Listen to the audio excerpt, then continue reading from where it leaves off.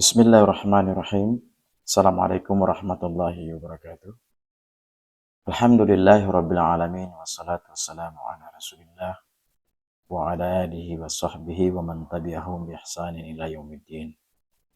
Para pendengar, para pemirsa, berjumpa lagi dalam kegiatan pembahasan kitab Aqidat Tauhid, sebuah referensi kitab bagi kaum muslimin dan muslimat yang dikarang oleh Ma'ali Dr. Shalih bin Fauzan bin Abdullah Al-Fauzan Hafizullah Ta'ala. Kita sampai pada pasal yang kedua. Pasal kedua ini yaitu mafhumu kalimati Rabbi fil Qur'ani was sunnati wa tasawwuratil umami dallati. Pemahaman terkait dengan kalimat Rabb di dalam Quran dan Sunnah, dan juga gambaran-gambaran umum terhadap penyimpangan dari kalimat Rabb itu sendiri. Para pendengar yang dimuliakan Allah Subhanahu wa taala, yang pertama itu mafhumu kalimatur Rabbi fil kitab wa sunnah. Pemahaman keterkaitan dengan kalimat Rabb yang dijelaskan berdasarkan konsep Quran dan hadits Nabi sallallahu alaihi wasallam. Ar-Rabbu fil asal. Kalimat Ar-Rabbu menggunakan alif lam secara asalnya masdaru Rabba yarubbu. Jadi kalimat Ar-Rabb itu secara asalnya menggunakan alif lam adalah masdar yang asal katanya fiilnya adalah Rabba yarubbu. Rabba fiil madhi, yarubbu fiil mudhari. Maknanya adalah nasya'a asyai'a min halin ila halit tamam. Maksud daripada kalimat Rabba yarubu ini adalah seseorang itu mendidik sesuatu dari satu keadaan ke keadaan yang lain sampai keadaan itu menjadi sempurna. Maka dikatakan yuqalu rabbahu wa rabbahu wa rabbabahu. Maka dikatakan pula Rabbahu, dia telah mendidiknya, seseorang telah mendidik seorang, warabbahu, menggunakan alif lam, yaitu sini fi'il madhi tapi menggunakan dhamir huma. Warabbahu menunjukkan bahwa dua orang telah mendidiknya. Bisa kita menisbahkan kedua orang tuanya telah mendidik anaknya, atau disebut juga dengan kalimat warabbabahu. Seseorang itu telah mengasuhnya, mendidiknya, mengajarkannya. Para pendengar yang dimuliakan Allah Subhanahu wa taala, kata Syekh di sini, faladzu rabbu masdaru musta'ari lil fa'il. Maka lafaz rabbu ini merupakan masdar yang dipergunakan atau dipakai untuk fa'il atau pelaku. Wala yuqalu ar-rabbu. Dan kata Syekh mengatakan tidak boleh mengatakan ar-rabbu itu bil itlaq, ya, secara umum, bebas, itu tidak boleh. Illa lillahi ta'ala, kecuali kalimat Rabb ini hanya diberikan itu kepada Allah Subhanahu wa taala karena dia menggunakan alif lam. Al-mutakaffilu bima yuslihu al-mawjudat. Kata beliau, hanya diperuntukkan kalimat wala yuqalu ar-rabbu, tidak boleh dikatakan kalimat Rabb ini bil itlaq, ya, secara umum, secara bebas, kecuali hanya diperuntukkan untuk Allah Subhanahu wa taala, karena Allah Subhanahu wa taala menjamin dengan jaminan yang akan memperbaiki terhadap para makhluknya. Sebagaimana contoh firman Allah Subhanahu wa taala, Rabbil alamin.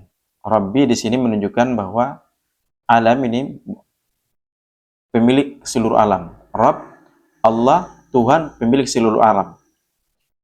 Rabbukum wa rabbu abaikumul awwalin.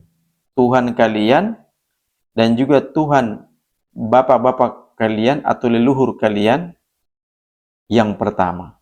Itu dalam surah Al-Fatihah. Kemudian juga beliau melanjutkan surah Asy-Syurah ayat 20 ayat 62. Para pendengar dimuliakan Allah Subhanahu wa taala, kata beliau pula, la yuqalu li ghairihi illa mudhafan mahdudan. Dan tidak boleh juga kalimat ar-rabb itu dikatakan untuk yang lainnya, ya. Tidak boleh dikatakan pula untuk yang lainnya menggunakan kalimat rabb illa, kecuali mudhafan mahdudan, kecuali kalimat itu disandarkan supaya memberikan batasan.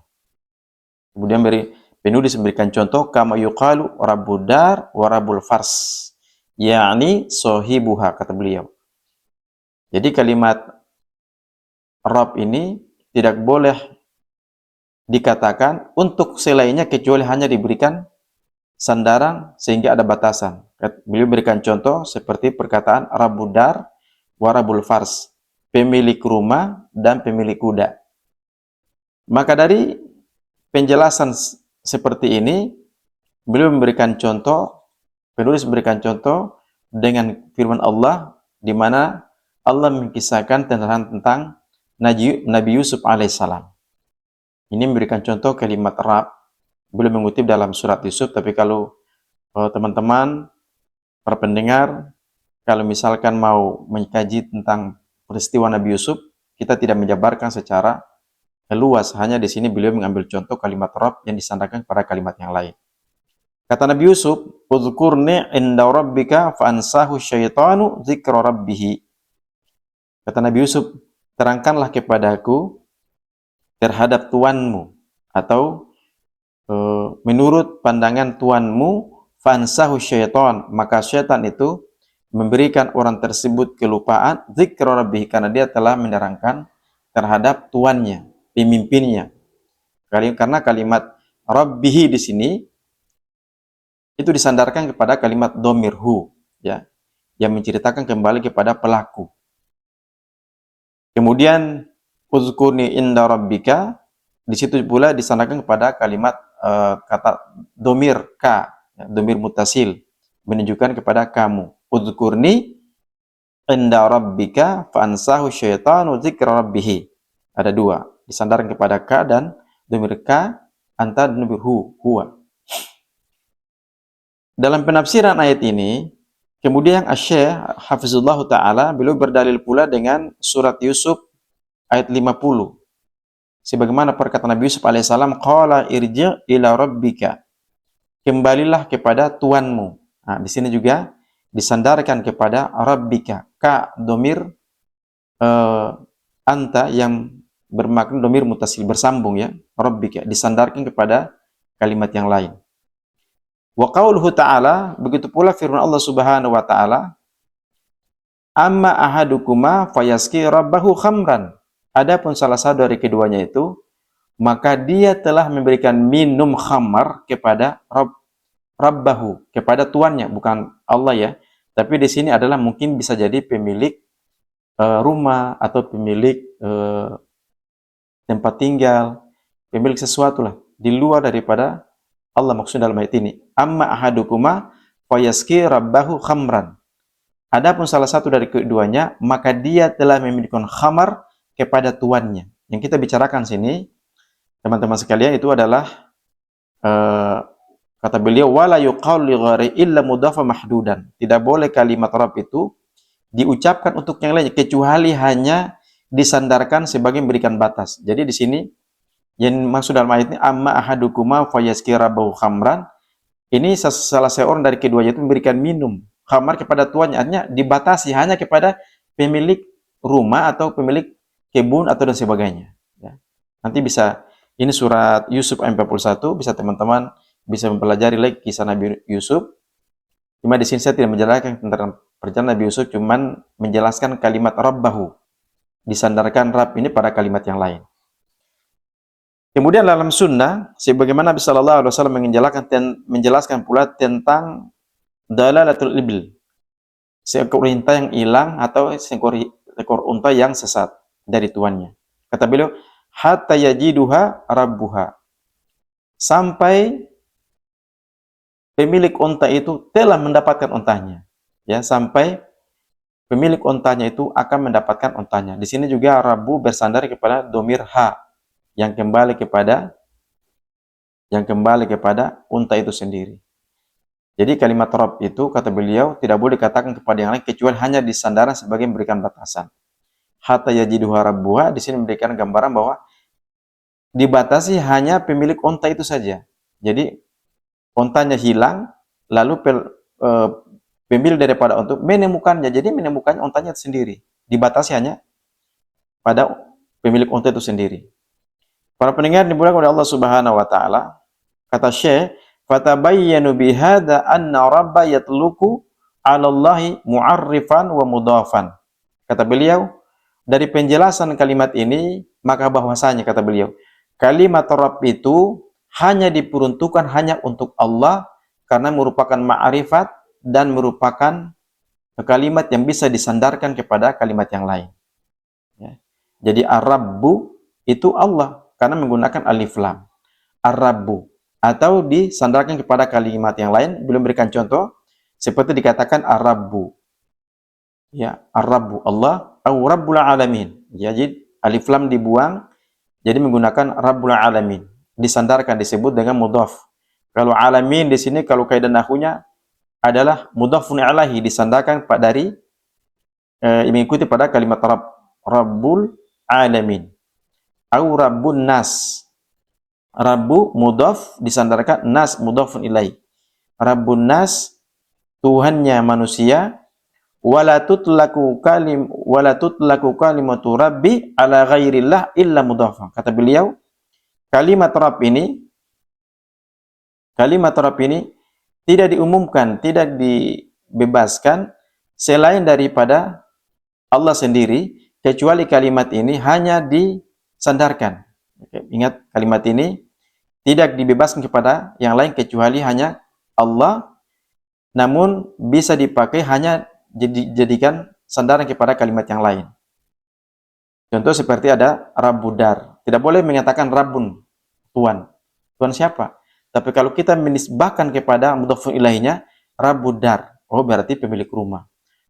Rabbul Manzil, pemilik atau pemimpin, orang yang memiliki tempat tinggal, Rabbul Ibil, pemilik unta, ya. Seperti itu. Para pendengar dimuliakan oleh Allah Subhanahu wa taala, maka makna Rabbul Alamin, kata beliau sini, makna Rabbul Alamin yaitu khaliquhum wa malikuhum. Maksudnya adalah dialah Allah yang memiliki, yang menciptakan terhadap hambanya manusia dan sebagainya, wa malikuhum, dialah Allah yang memiliki terhadap hamba-hambanya, wa muslihuhum, dialah Allah yang memperbaiki terhadap hamba-hambanya, wa murabbihim, lalu dia yang mendidik terhadap hamba-hambanya dengan kenikmatannya, wa bi irsali rusulihi, dan dia mengutus terhadap rasulnya, wa inzali kutubihi, lalu dialah Allah yang menurunkan terhadap kitab-kitabnya, wa mujazihim, lalu dialah Allah yang memberikan balasan kepada hambanya ala a'malihim, terhadap amalan-amalan manusia itu sendiri yang mereka perbuat. Sebagaimana pula perkataan Al-Imam Ibnu Qayyim, salah seorang ulama, mengatakan itu, kata beliau, Al-Imam Ibnu Qayyim Al-Jauziyah rahimahullah mengatakan, fa inna rububiyyata taqtadi amral ibadi wa nahyihim wa jazaa'a muhsinihim bi'ihsanihi wa musiihim bi isaatihi. Kata beliau, maka rububiyah itu, keesaan Tuhan maksudnya, adalah membutuhkan terhadap perintah hambanya dan melarang terhadap hambanya dan memberikan balasan kepada kebaikan hambanya yang mereka kerjakan dan juga memberikan balasan tentang keburukan hambanya yang mereka kerjakan. Itu. Kata Ibnu Qayyim, fa inna rububiyyata taqdi amral ibadi wa nahyihim wa jazaa'a muhsinin bi isanihi wa musiihim bi isaatihi. Hadhihi haqiqatur rububiyah. Ini adalah hakikat daripada rububiyah atau keesaan Allah Subhanahu wa taala. Jadi kalimat Ar-Rabbu, saya ulangi lagi, kalimat Ar-Rabbu itu diperuntukkan hanya Allah Subhanahu wa taala, kan dia menggunakan alif lam. Karena disebut dengan ma'rifah, Ya. Kalau dia pun disandarkan, maka dengan Rabbul Alamin. Dan kalimat ini harus disandarkan pada kalimat yang lain, sehingga orang bisa memahami. Bapak-bapak yang dimuliakan oleh Allah Subhanahu wa Ta'ala, pada ibu-ibu, bapak-bapak, kemudian saudaraku dimanapun berada, inilah pelajaran kita pada hari ini, pembelajaran tentang pasal yang kedua, tentang penjelasan makna Rabb dalam Quran dan Sunnah itu sendiri. Mudah-mudahan kita bisa melanjutkan lagi dalam pelajaran kita yang akan datang. Mudah-mudahan kita diberikan sehat walafiat oleh Allah Subhanahu wa taala. Subhanallah bihamdika asyhadu an la ilaha illa anta astaghfiruka wa atubu ilaik. Wassalamualaikum warahmatullahi wabarakatuh.